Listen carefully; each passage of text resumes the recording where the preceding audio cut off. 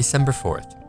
Behold, the days come, saith the Lord, that I will raise unto David a righteous branch, and a king shall reign and prosper, and shall execute judgment and justice in the earth. The Cobbler and His Guest, a Yuletide legend by Anne McMullen Boyles. There once lived in the city of Marseille an old shoemaker, loved and honored by his neighbors, who affectionately called him Father Martin. One Christmas Eve, he sat alone in his little shop, reading of the visit of the wise men to the infant Jesus, and of the gifts they brought. He said to himself, "If tomorrow were the first Christmas, and if this Jesus were to be born in Marseille this night, I know what I would give him." He rose from his stool and took from a shelf overhead 2 tiny shoes of the softest snow-white leather with bright silver buckles. "I would give him these, my finest work." Then he paused and reflected. "But I am a foolish old man," he continued. "The master has no need of my poor gifts." Replacing the shoes, he blew out the candle and retired to rest. Hardly had he closed his eyes, it seemed, when he heard a voice call his name. "Martin! Martin!" Intuitively, he felt a presence.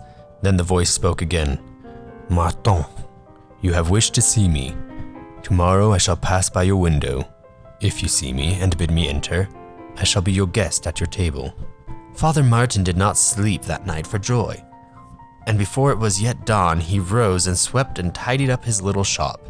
He spread fresh sand on the floor and wreathed green boughs of fir along the rafters. On the spotless linen-covered table, he placed a loaf of white bread, a jar of honey, and a pitcher of milk. When all was in readiness, he took up his patient vigil at the window. Presently, he saw an old street sweeper pass by, blowing upon his thin, gnarled hands to warm them. "Poor fellow, he must be half frozen," thought Martin. Opening the door, he called out to him, "Come in, my friend, and warm yourself and drink something hot." The man gratefully accepted his invitation. An hour passed, and Martin saw a young, miserably clothed woman carrying a baby. She paused wearily to rest in the shelter of his doorway. The heart of the old cobbler was touched. He quickly flung open the door. "Come in and warm yourself while you rest," he said to her. "You do not look well," he remarked. "I am going to the hospital. I hope they will take me in and my baby boy," she explained. "My husband is at sea, and I am ill without a soup." "Poor child," cried Father Martin. "You must eat something while you are getting warm." "No? Then let me give you a cup of milk for the little one."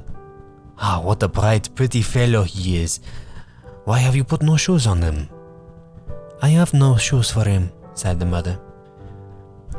"Then he shall have these lovely pair I finished yesterday." Father Martin took down from the shelf the soft, little snow-white shoes he had admired the evening before. He slipped them on the child's feet. They fit perfectly.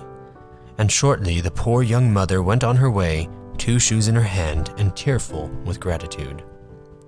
Father Martin resumed his post at the window. Hour after hour went by, and although many people passed his window, and although many people shared the hospitality of the old cobbler, the expected guest did not appear. "It was only a dream," he sighed with a heavy heart. "I did hope and believe, but he has not come."